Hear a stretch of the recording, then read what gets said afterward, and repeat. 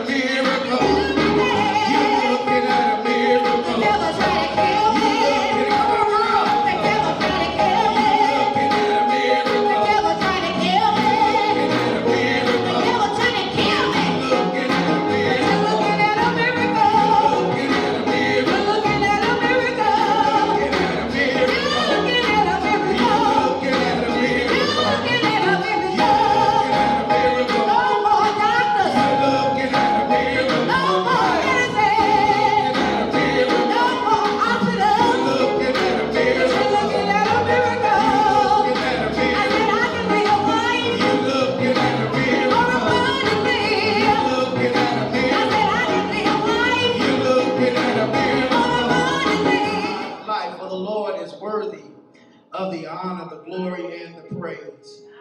For God is a good God. And God is worthy to be praised. He's worthy to be praised for all that he has done and all that he has given and all the ways that he has made for us. Hallelujah. You don't know what somebody been through this week. Hallelujah. You don't know the trials or the tribulations they've been through. You don't know how many times the devil tried to block their path and do things unto them. But they hear this morning. They hear this morning because God made a way out of no way. Your week may have been great, your week may have been good, but somebody else's week may not have been as good as yours. So just in case your week was all that and great, I want you to give God a praise for somebody else's week. Hallelujah. And then if your week you want to give God a praise, I just want you to praise God for the Bible said let everything that has breath praise the Lord. Hallelujah. For God is worthy of all the honor, the glory, and the praise. As we know, there be those who will join us this week on the services this week, and we want to give them a high praise, a welcome. Those in Texas, Louisiana, St. Louis, Kansas City, all around. We just want to welcome them. We want to let them know that we appreciate them joining in the worship. And we pray that the Lord will bless them like he blessed us this morning. From Matthew, the 8th chapter, verse 10. We're going to look at some other verses, but it's going to come from verse 10. Matthew, the 8th chapter, verse 10. Amen. When you have it, say amen. Amen. Matthew, the 8th chapter, verse 10. When you're looking at a miracle, the devil tried to kill me. The witnesses, I should have been dead. Should have been gone. The testimony is, I'm still alive. I'm clothed in my clothes. God has given me everything. Everything that I need. And he's worthy of the praise.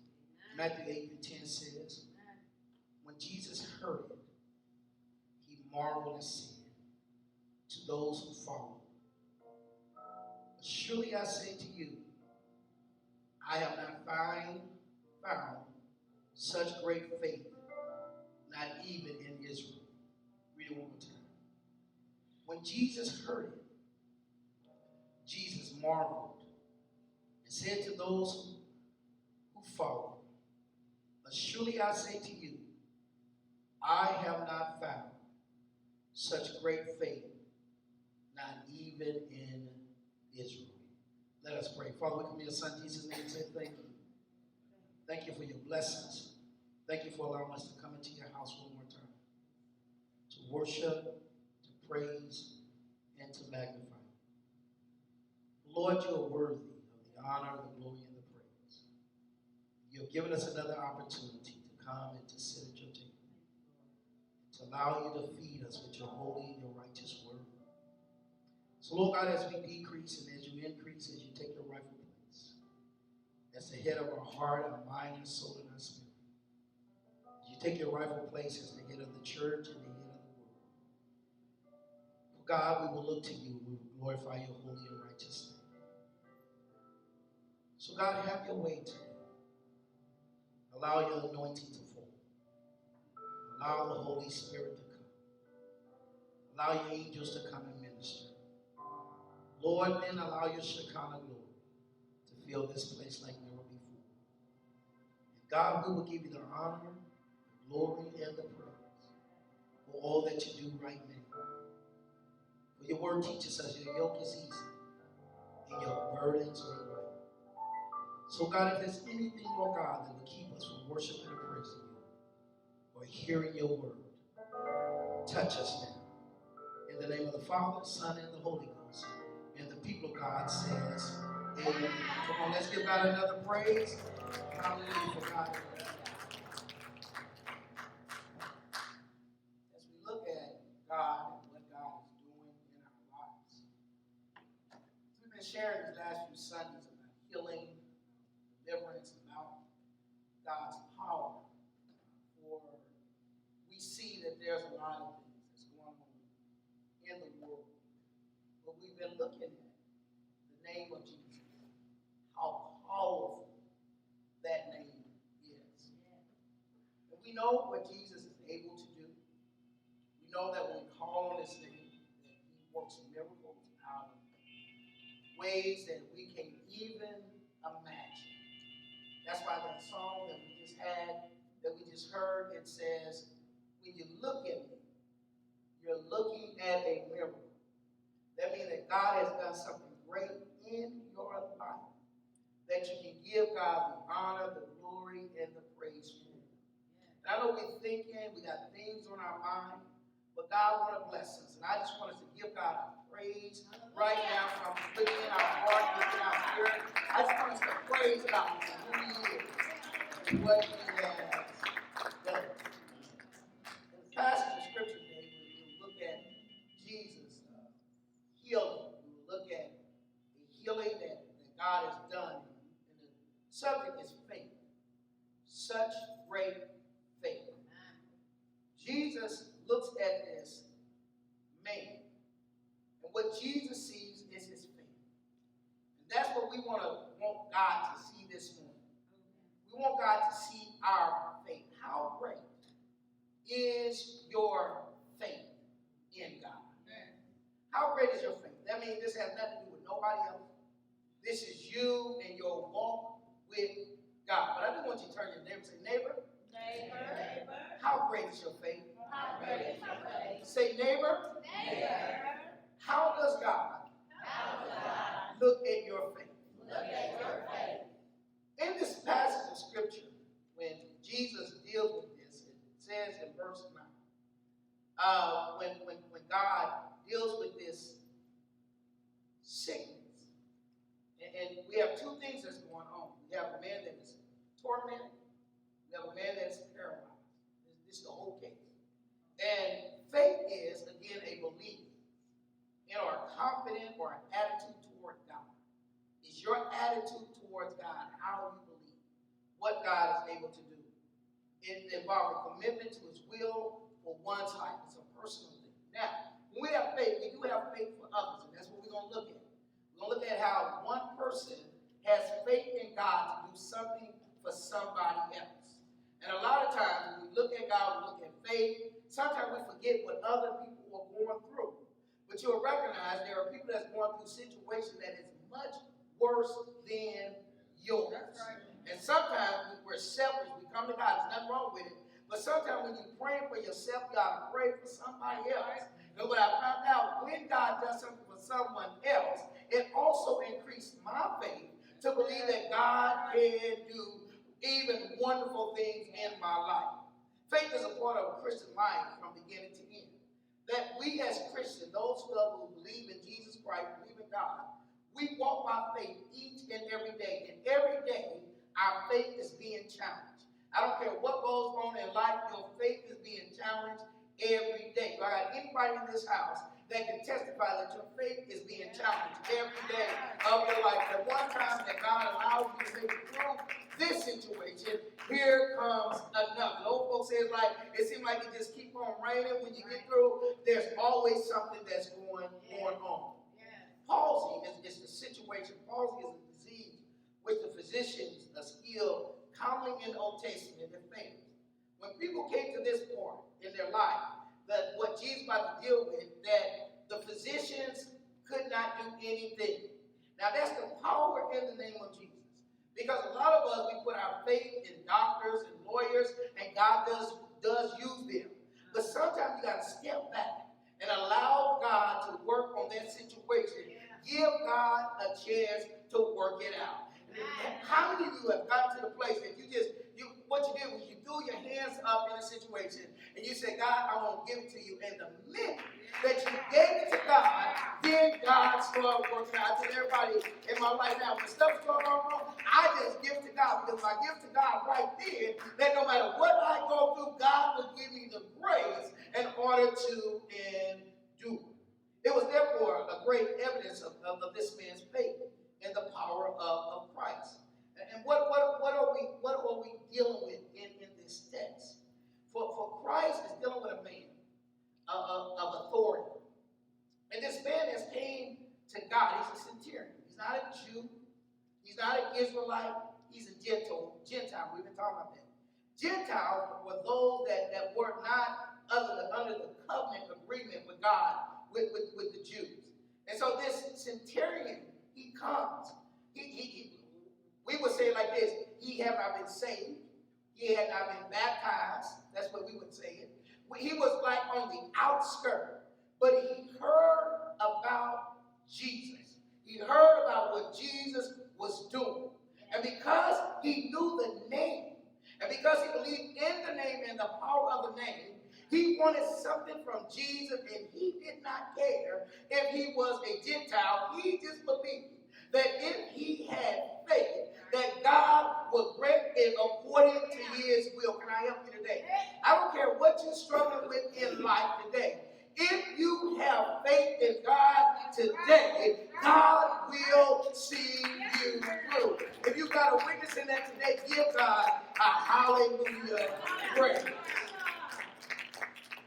This servant, and when you look at it, and Jesus, and in verse 3, and Jesus put forth his hand in one passage of scripture, and he touched. And when Jesus was entered into Capernaum, verse 5, there came unto him a centurion beseeching him. He was looking for him. When you want something for Jesus, you got to search for him. That's right. Yeah. Now, we know that God is everywhere. I know that we know God, and sometimes we take it for granted that we know Jesus. That Jesus is just going to be there, and he is. But sometimes when you really want something from God, you got to beseech him. You got to go in prayer. You got to go in fasting. You got to want God to know that you want it without a shadow of doubt. Has anybody ever asked God for anything more than once or twice in your life? And when God did not do it, you still kept going to God and praying to God. And when God answered your prayer, it wasn't because of you, but it was because you beseeched him. That's right. And you wanted something from him.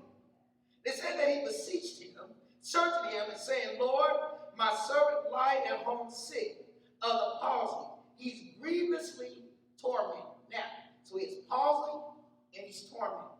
And to be tormented means it's a physical or mental suffering. It's a physical or a mental suffering. Now, when he comes to Jesus, he just gives Jesus the whole case. See, when you go to God, don't just give God a little bit of what you want him to know. Just lay it on him right. He said, I'm beseeching you. And he found Jesus. He got Jesus' attention. And he said, Jesus, not me. He said, but my servant. Not me. Not me. Now when you look at this, he ain't asking for himself. Yeah. He's a man of great authority, but he's thinking about somebody else. Somebody who worked for him. Somebody that needed something from Jesus that could not get to Jesus himself. Now, I want to help you today.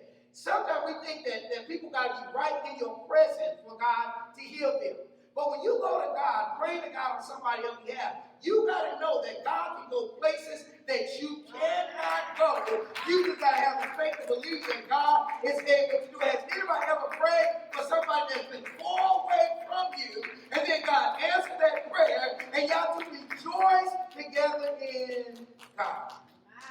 Beseeching. And saying, Lord, my servant lieth at home sick, full of pain, full of suffering. And Jesus said unto him, I will come and heal. Now Jesus is ready.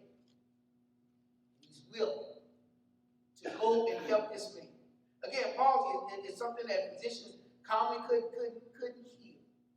It was therefore a great evidence of his faith in the power of Christ. This man had his faith in Christ to come to him for a cure which was above the power of natural means or effects. See, sometimes we don't realize, I know we realize, but other folks don't realize, sometimes the church don't realize that just because the doctor says one thing, just because the judge says one thing, just because the lawyer says one thing, just because a job says one thing, we got to understand that we serve someone that has power to do the impossible. That he can go beyond nature, he can be beyond man's wisdom, and he can work. And this is what this centurion realized about Jesus, that Jesus had the power. If nobody else could do it, Jesus could do it. Can I help you today? If God is not able, if God don't want to do it, he don't have to do anyway, and I'm going to ask him, and I'm going to wait and see what God is about to do. That's what makes our faith so great, is when it seems like it's not going to work out, my faith stretches out to God, my belief stretches out to God, and believe that God is able to do it. Can I help you today? Some of you got some situations that God needs you to stretch out on faith greater than what you ever thought and allow God to work it out. Stretch out. It's good to have that mustard seed faith. But here, Jesus ain't talking about a mustard seed faith. Jesus is looking at somebody with great faith. It's good to have mustard seed faith. Tell your neighbor, it's good to have mustard seed faith. But it's better to have great faith. Tell your neighbor, it's better to have great faith. Now, see how they said you're speaking into somebody's life right now. And what you're telling them is, it may not seem like it's going to work out, but if you can get past the mustard seed faith and get to the great faith to believe that God can do anything but fail, then you're in line for a miracle. And how many of you want a miracle in your life? How many of you want God to do something great in your life? The man brings to Christ that this young man is tormented. So when you look at the palsy, he doesn't have pain because he don't have any pain no more because he can't move his muscles. He can't move. He just laying there. He's just laying there. But the problem is he's tormented. He's suffering beyond suffering. And this centurion, he can't look at his servant suffering as much as he is. Have you ever saw somebody suffering? Have you ever saw somebody in such great pain? I mean, not physically, but mentally. Have you ever run into somebody with mental suffering, mental pain? They just didn't handle the situation. And it's like this, that they suffer so long, everything they say is in a negative way, just like God couldn't do it. And you try to tell them, but see, when the mind is suffering, when your mind is suffering, and you got to imagine, this young man who was a young servant, he was strong, he was healthy, and now he can't move. His mind was just messed up. Have you ever run into somebody with a messed up mind? Have your mind ever been messed up? Let me talk about something. Let me talk about your mind. Have you ever went through some suffering? That you didn't think it was going to be over. That you didn't have no peace within. But then you turned to God. And you gave it to God. And the thing about God is, I don't know when God got rid of some of my suffering. All I know is one day I woke up and what was bothering me on yesterday don't bother me today. Can I help you? I don't know when God did it. I just know. And is there anybody in this house that you gave it to God and then you turn around, God worked it out? No man, he's suffering. Nature was strong to struggle with the stroke which had made it painful. So sometimes people ain't going through physical pain. Sometimes it's mental. Torment. The devil comes in to try to speak to you and tell you stuff like this. It ain't going to get no better. That's torment. I don't know what you pray to God for. God ain't going to do it. Or your friends come and tell you, the stuff you get in life, you deserve what you get. You got friends that talk to you. And that's tormenting. Because when you're tormented, you don't really have no hope.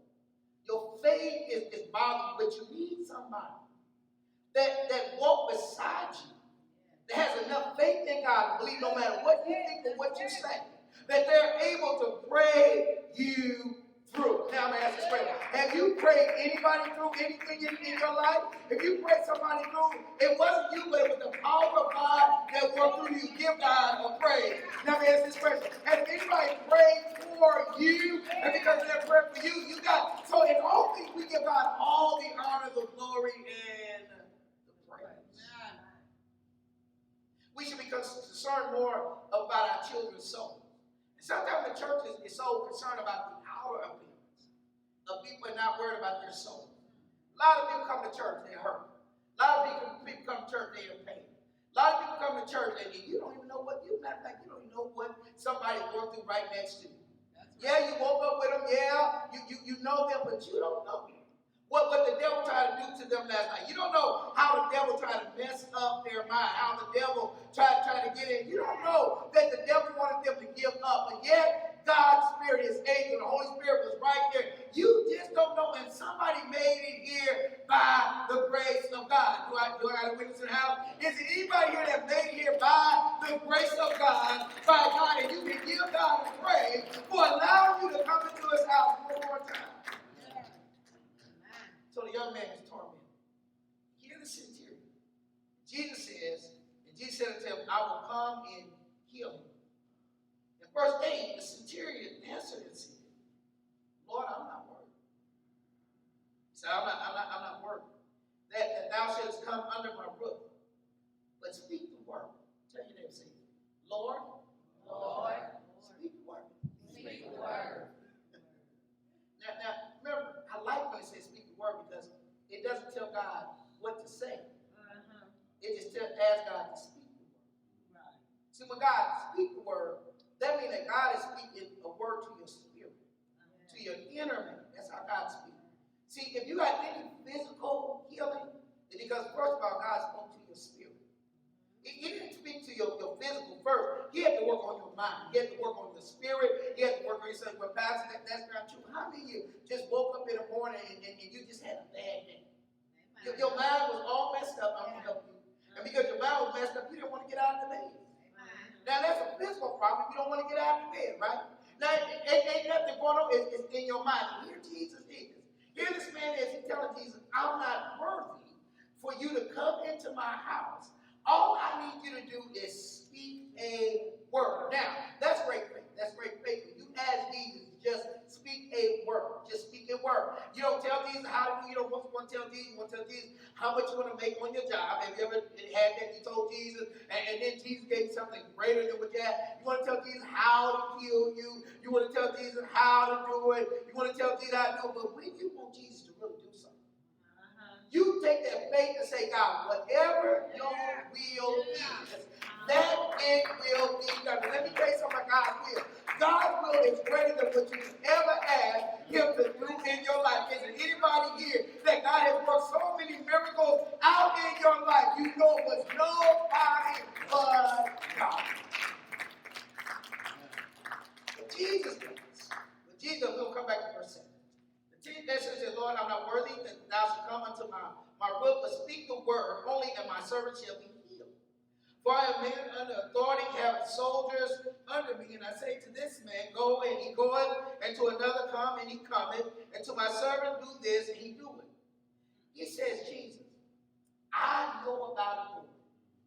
I know that when I ask my servants to do something, they will do it.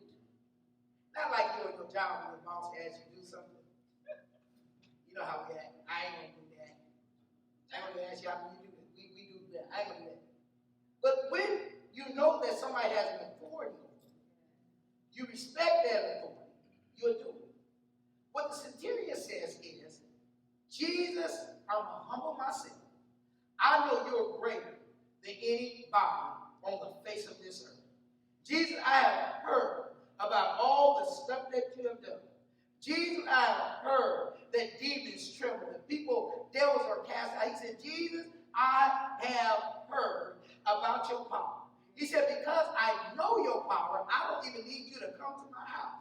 All you have to do is speak the word. I'm going to tell you how. I'm going to tell you how it works for you and I. Have you ever wanted a job and you didn't know what was going to be, and you asked God to go before you and open up a door for you? Is anybody in this house? And God go before you and open up the door. We've done it all the time. Has anybody ever went to surgery and you did surgery and you asked God to go before you? You believe that God showed up on your behalf, and you do like any witnesses in this house that you have prayed that prayer, and according to your faith in God, according to your faith. Now, what Jesus is going to work with here is this man's faith. The man shows Jesus this great faith that I know you just speak the word. It will be done. Now, he asks for healing. And he gives Jesus two problems: palsy and torment. says is, God, how will you do it? I know you're going to do it. I tell you all the time, Jesus could just heal the body. He could have gave the body life again. Or Jesus could just get rid of him suffering. There's a lot of things that you have to understand that God has to work through in order for your healing to come. God works through a lot of stuff in order for your blessings to come your way. Remember when Daniel was praying and the angel said, I would have got to you. He said, but I had to fight to get to you.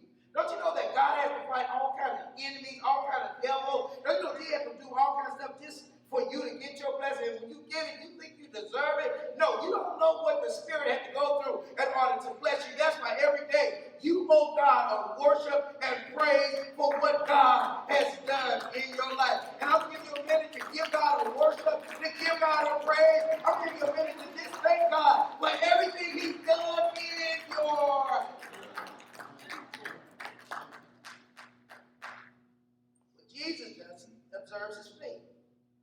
He observes his utility, his humility. The more faith, the more defiant we are of ourselves.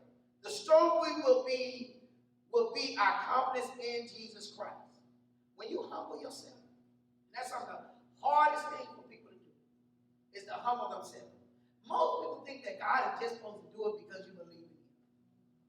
I hear people all the time, I know God is going to heal me. No, you don't know that God is going to heal you. You have faith that God is going to heal you.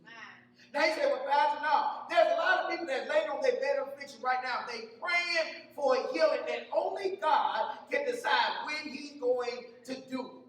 But whenever God does it, it's not when you get healed, but it's what he does while you're going through the process of the healing. If you're going through something and you ain't got no torment, you ain't got no pain, you ain't got no suffering. I talk to people, they say, well, I ain't got no pain. I'll be like, you ain't got no pain? And you know, we want to say, you ain't got no pain, but we have to understand that you can go through stuff in your life and God don't have to allow you to have any pain or suffering. That you can go through life and God will just make things great. Amen. Hallelujah. Hear this thing. God looks at him. The centurion did not bring his man that was sick of the palsy. He didn't bring him. What he did was Christ committed his faith for a trusting faith. Tell your neighbor, have a trusting faith. Have a trusting faith. Yeah, have a trusting faith. Have a trusting faith.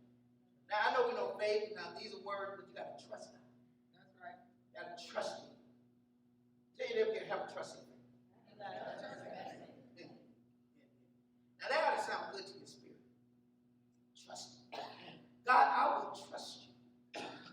No matter how it works out. I'm going to trust you. Yeah. I've never seen anyone that put their whole faith in God and God failed them. That's right. I've never seen that. I've never seen that. Now again, he may not work the situation out the way that we think he should, but he has never failed. You got to have a trusting faith, a confidence in God that God is able to do anything but faith. And a true faith is accepted by Christ. God knows how strong your faith is. Faith is something that nobody knows but you and God. That's right. See, some people want to show their faith, but the person that knows your real faith is God. Because when a trial comes, are you able to stand? When sickness comes, are you able to endure? When you lose a job, are you able to endure? Or are you so caught up in your stuff that you don't know that God can open up another door even before you ask? He's already worked it out. Has anybody ever went through something you didn't have to ask God for nothing? God just kept on opening up doors over and over and over again. And all you can do is give God praise. Amen. This Gentile had more faith than those who said that they knew Abraham, those who knew the word of God. So you can't never challenge somebody about their faith. Their faith is between them and God. Well, if you had a lot of faith, you would be going through that. If that's the case, I should never go through nothing in my life. With the faith I have, don't you know that God keep allowing me challenges in my life? Don't you know that God keep allowing challenges in your life that your faith may grow in him? Because it becomes so great that God is pleased. The Bible says it's impossible to please God without faith. But when you got work out. No, I'm not talking about how things work out, how you see it in your eyes. You got to open up your spiritual eyes and see what God is doing in your life. Has anybody ever opened up their spiritual eye and you can see something greater that God had in store for you? And here it is, and this is what this man, a faithful, trusting faith. Christ put the best construction on the different methods of religion. What Christ does is, he don't look at what your denomination is, he don't look at this. Either you have faith or you don't. That's right. Yep. Either you do or you don't. Either your faith is strong or your faith is weak. Now you gotta understand. If your faith is weak, God can work with something. Don't you have faith to the side of the person? But God is looking for somebody that can say the impossible. That they will stand up and say, God, I know without a shadow of doubt that God, you can do it. And this is what this centurion had. He had a faith. He said, God, I'm not worthy. Jesus, I'm not worthy for you to come out of my house. But if you just speak the word of healing, I know that you're able to do it. And somebody here, not just about healing, but you need God to speak a word in something in your life. And you need to give God a praise and show God that God, I believe that you are bound to do it. God here. Sincerely believe it's undoubtedly true that the power of Christ knows no limit. We have to know that the God we serve, that the name we believe in has no limit. No limit. Tell your neighbors, no limit. I know I'm going to tell you that. No limit. Now, see, sometimes you got to talk to people that's next to you because you don't know what they're going through. It has no limit. It has power. It's power. The other day I was sitting in the gym with a man that was 80 years old. He was talking. I never thought he was 80. You never know nothing about nobody until he said it. When he said it was 80, I said, you're 80? Because he don't look 80. He don't act 80. He ain't walking around like some of us. And then he began to talk about God. See, when you take God in your life wherever you go, God promises you will never leave you. God don't have respect of number of how old you are. If you have faith in him, that faith will work. That God has no limit. That God can do the impossible. When God can do the impossible, that means that all you got to do is sit back and wait on God. And this is what this centurion said, God, I'm not worthy if you come in my house, but if you just speak the word, I know the power of healing. I know a change will be made. I know it out of a shadow of a doubt. If anybody needs God to change something in your atmosphere, I want you to shout hallelujah to God and believe that God is able to do it. Now you understand that when you have faith in God, that such great that negativity has to move. You can't talk about what God can do and then be negative about it. You see that negative stuff because it cancels out what you said that God is going to do. I know God is going to heal me, but he may not do it. I know God is going to give me this job, but the economy is down. So you cut it out. Sometimes you have to just tell somebody, I'm just in transition. What do you mean I'm just in transition? I don't know how it looks now, but I know it's going to be much greater. See, sometimes we talk ourselves out of our blessing because we act like we got faith and we say what God can do, but then we don't do. You know, we don't stand on what we believe. Is there anybody here that's going to stand without a shadow of a doubt and know that God is able to do? I ain't calling nobody's situation. It's your problem. It's your situation. It's what you need God to do for you. You didn't bring up the centurion believed. Christ put the best construction of the centurion believed, and it was undoubtedly true that God was able to do. What he realized is that the power of Christ knows no limit, and therefore the nearest and distance are like him, whether God is here or there. God has no distance. The Bible says the earth is the Lord, and the fullness thereof. David said, if I make my bed in him, they said, if I go to the highest point of the mountain, he's there. He said, I can't get away from God. So you got to understand when you pray, you talk to God, your faith is in God. You got to know that God is able to do. You ain't got to be right there to lay hand on somebody and spit on them. You know how it is. I'm sorry, y'all. I'm sorry when I say that. When people say, well, you know, you got to bring the church in, and they got to do that. Don't you know there are people that wish they could get up and come and worship God and can't make it? They lay in their bed, and all hope ain't over.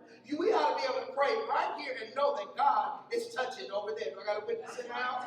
We ought to know that we don't always have to do that. We got to know because people have to see the power of God, not me. And the centurion said, God, I know, Jesus, you're able to do it.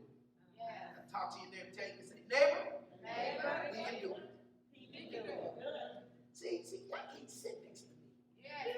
Y'all don't say it with enthusiasm. Y'all, maybe you're saying it like I was saying it. But you gotta understand when you talk to your neighbor, you speaking into their life, and you gotta know without a shadow of doubt that whatever they're going through, that God is able to say, neighbor, God can do it. And if you think that God can do it, give God a hallelujah praise. Do you understand? You need God to do something for you. You can't have that cookie cutter faith. Yeah. That God does this and does this. God go outside the limits. Yes, he does. You can't have that cookie cutter faith that, the Bible says that if you have faith of mustard seed, get away from faith of mustard seed. It's good to have. Sometimes that's all you got, but you ought to have grown in your life that know that there's nothing that's too hard for God, that God can do it. How many got some children that need to be saved? Give God a hand praise. How many got somebody in your life that you think God will work on them? How many and guess what? It's not if they're coming through the church. It's according to your faith. Here goes Jesus. Jesus deal with him. And he said, I'm the man of authority, he's on that. When Jesus heard it, Jesus marveled. Marveled like, what? You don't want me to come here? Jesus ain't upset. He ain't telling Jesus, you're not welcome in my house. He said, Jesus, I'm not welcome.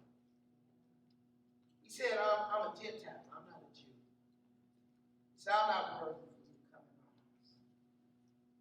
He doesn't tell Jesus, I don't want you. What he's saying is, Jesus, I know the power and the authority. I was talking to somebody the other day, and they said, somebody was going through and they said to me, he don't want nobody to pray for them. I said, that's okay. So when people tell me stuff, they think I'm going crazy. I said, he may not be at that point. What he hear? What some man said. He said, but when I told him, I said, but if me and you touch and agree, if me and you are praying, God can work it out. See, because somebody don't want something, don't mean you ain't got to do it. That's right. See, the devil is the one that gets in the way to keep you from wanting something from God. It's the devil. Anytime you know somebody don't want to hear from God, or it's the devil. God will block them. It's the devil. It's the devil. You know it's the devil. And the devil wants you to feel like, if they don't want it, don't do it. No, baby. That's when you really pray. That's when you really pray, because God can break that in their life, and God can work it out. There's a lot of people that know God, and the devil has been holding them, and we got to fast and pray and know that God is able to do it. If I got any witness in this house that you ran into some difficult situations, and you have to pray somebody through the most difficult. Here, he don't tell you not to come. What he realized is that Jesus is able to do it. He said, I will come here and come here. Jesus said, I will come to see him, that the evidence of the kind Savior. And Jesus said, I will come to heal him. Jesus said, I'm not just coming to pay a visit. I'm coming to heal you. Jesus ain't just coming to visit you just to visit you. Jesus come to do something in your house. When God shows up, you better accept whatever it is that God has. Whoa. What do you mean, Pastor? Well, you may not want what God has for you, but it's what's best for you. Jesus said, I'm not coming to just pay you a kind visit. Jesus said, I'm coming to heal. Centurion says, no, you ain't got to do that. Jesus said, surely, I say to you, I have not found such a great faith. Not even in Israel. Israel was supposed to be like the fake captain. Israel was supposed to be, those were the people that God brought through the Red Sea. Those were the people that they had the story that he said manna from on high. And he said, well, these are the people that knew the story because they wandered in the wilderness for 40 years. And in that wilderness, their shoes didn't get raggedy, their clothes didn't get raggedy, that everything was good. These are the people that's supposed to do what faith was. These were the people that had much less faith. Why? Because they was conditioned to believe that Jesus was just going to, that God was just going to do it. You can never get into that condition that God is just going to do it. You got to always have that faith. Always got to have that trust. And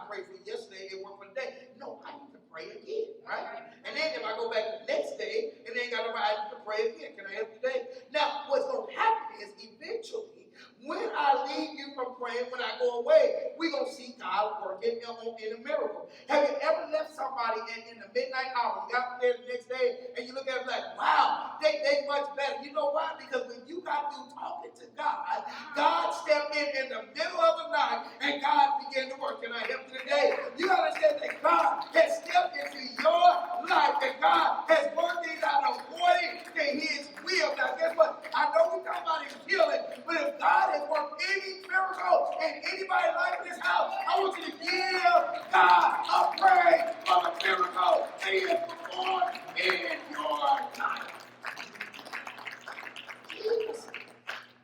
Jesus admired not for his greatness, but for his gracious. When Jesus heard it, he marveled. Not as to him that any news surprised him. He knew the centurion's faith.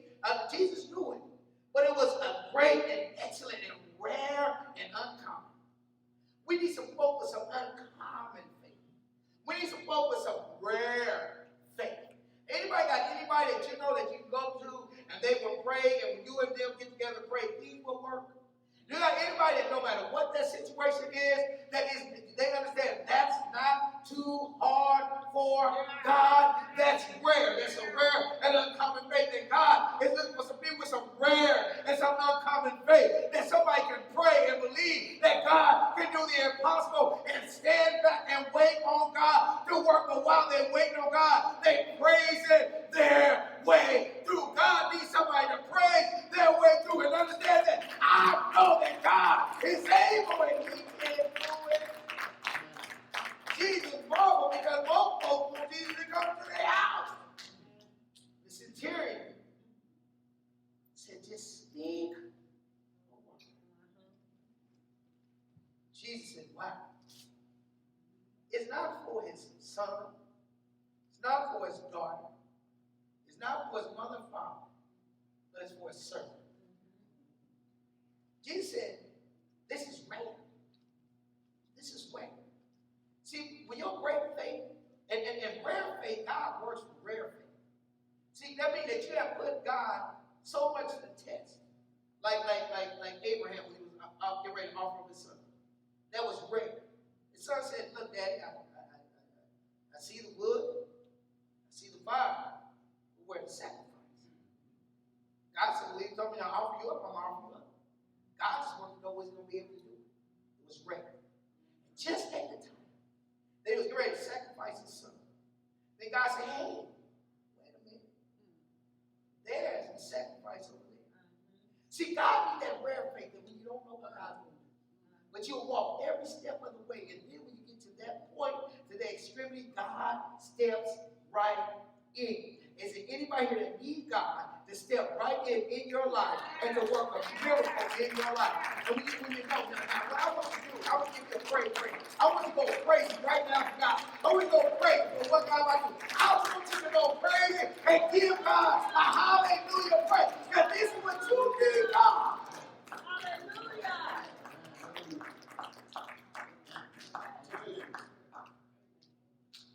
Common, rare. Christ spoke of it as wonderful. Christ said, wait a minute. This is wonderful. When you got that rare faith, that great faith, God looks at you like, ooh, that's great. There's another obstacle. God says, don't worry about it. You're going to make it through. And he said, how you know? He said, because you got rare faith. Every time that you're faced with a difficulty in your life, we have seen God has already done so much. What makes you think you'll get to this point in your life and not do something for you? That's right. What makes you think that Karen? What makes you think that Roseanne? What makes you think that Kim Daniel? What makes you think that God will bring you to this point? Whoa, I don't know how I'm going to pay your bill. He paid your bills. To all this point in your life, you think now he's going to pay that little light gas or water? He has healed you more than 2 or 3 times. You think he's going to be this way and not heal you? He has got your children out of trouble more than 10 times, and you don't pay.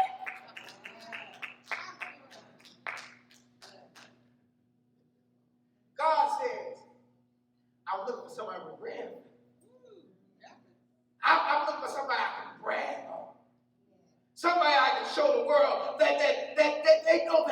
able to do anything but. That's right. Thank you, Lord.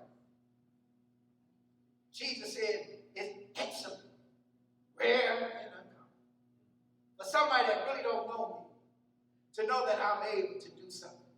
The centurion, it's not that he didn't believe God, but he wasn't in that line of Israel. And he should have been the one with the least of faith, but he showed the greatest faith. It ain't folks that come to church on Sunday morning that show the greatest faith. Sometimes somebody that laid out life up under the street, that is hopeless, that got up and woke God because God protected them from the hurt, harm, and danger. That God got it out. We would wake up, oh, the house is cold, but it could be much colder than it is right now. Somebody went into the house. See, you got to learn when you're faith not to complain, but to give God praise for everything that God has done in your life. I want you to give God a praise for everything He's done in your life. I want you to magnify God. I want you to glorify God, because God is worthy.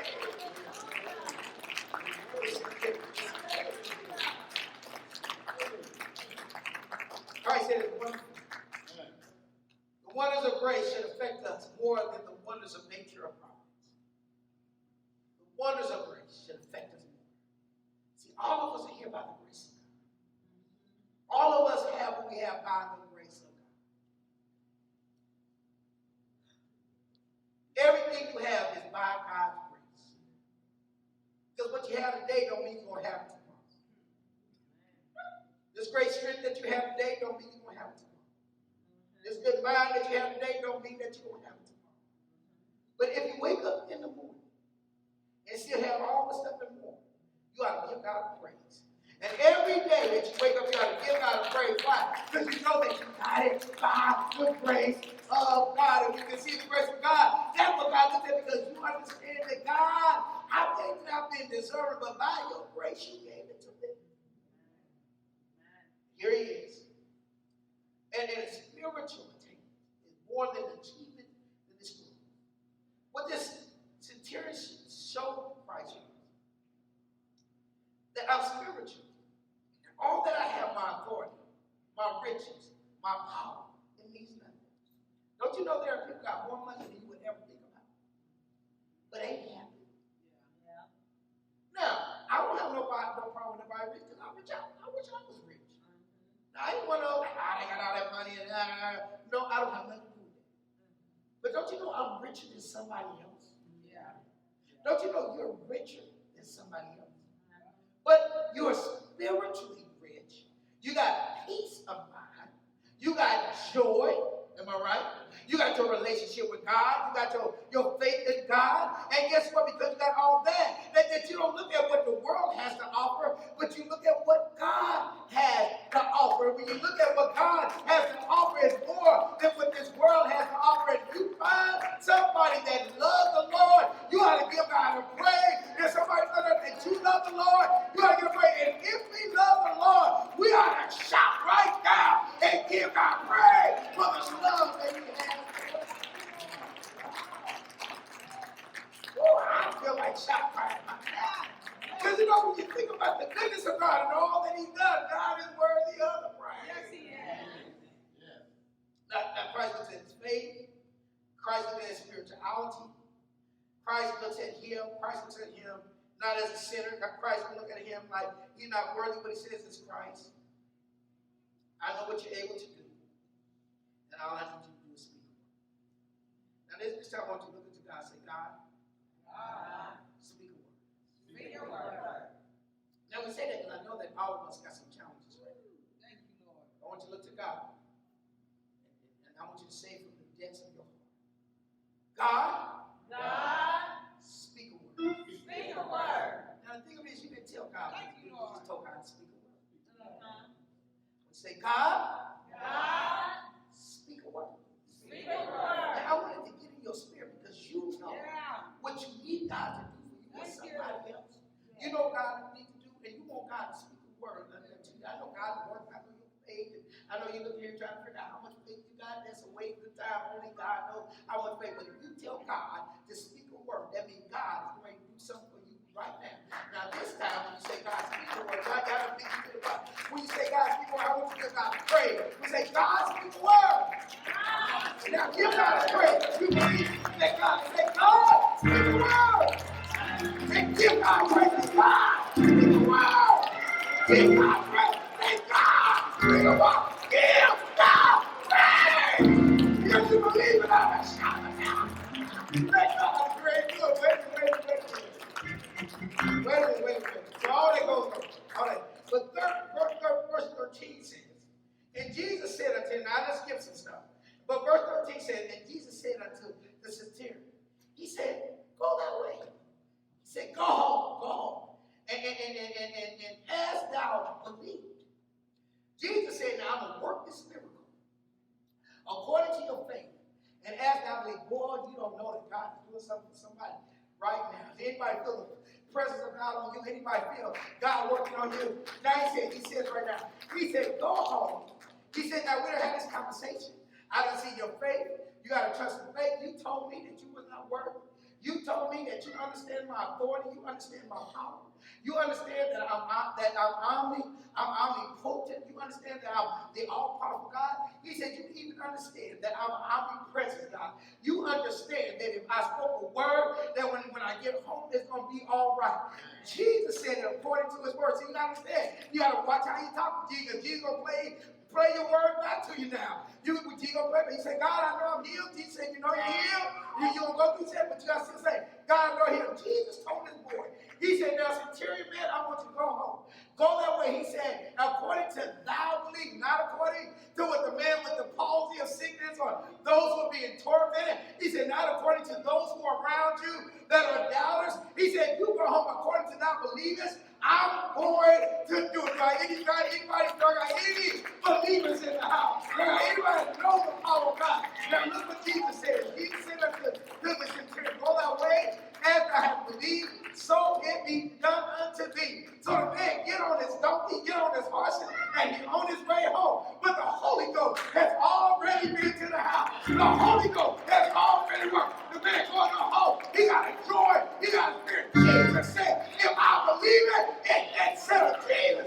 And guess what? You do not shout in the house. I got to praise in the house. I got to believe in the house. I got anybody to give God a shout of glory, a praise for what he has done.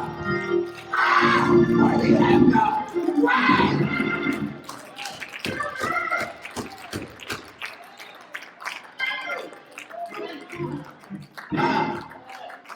He said, I know God's able to heal.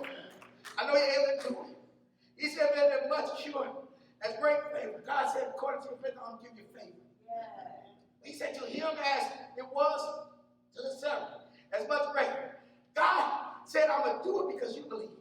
I don't know, yeah, he knows the servant. He said, but I ain't know that what got the servant into this place. He said, according to that belief. He said that he ride home on his door. I'm just trying to tell the story. I know he started singing songs. Great Jehovah. Lord mighty. Yeah. The powerful God. I don't know about you, but B.B. King can't sing for me. I need some Holy Ghost songs. I'm going to lift up the name of Jesus.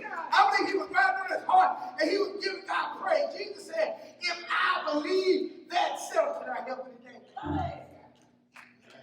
And his servant was what? Anybody got their Bible still open? And his servant was what? And what?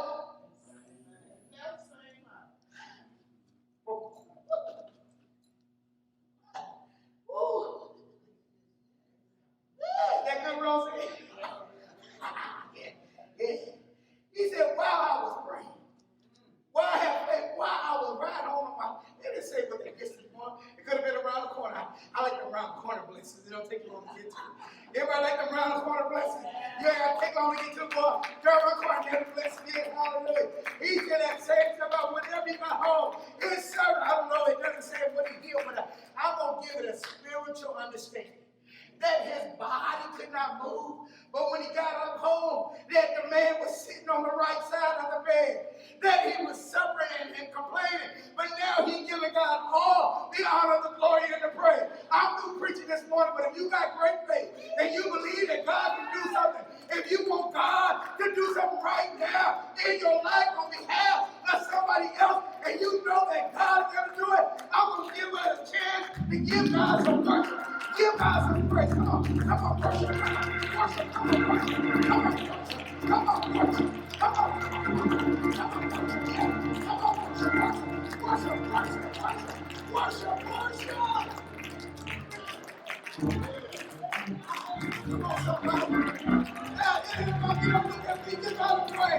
Lose yourself in God right now.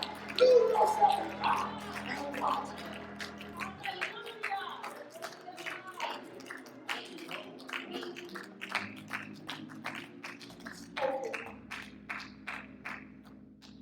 The manifestation of what he believed was when he got home. His servant was healed. But the centurion faith was excellent. It was great. But when he got home, it was even stronger than it was ever before. Some of you, I know we look good. Every time we turn around, there's a trouble. Every time we get to one place, it's like the devil smacks us. I told you that Sunday, smack the devil. Anybody still smacking the devil?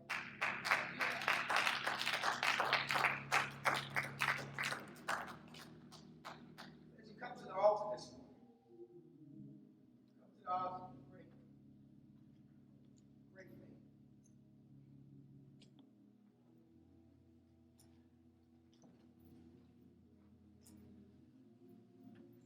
Hallelujah. Wow. Hallelujah.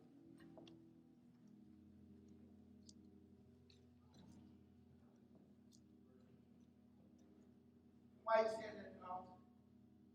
It's not about how great your faith is. I know I said some things that challenge you.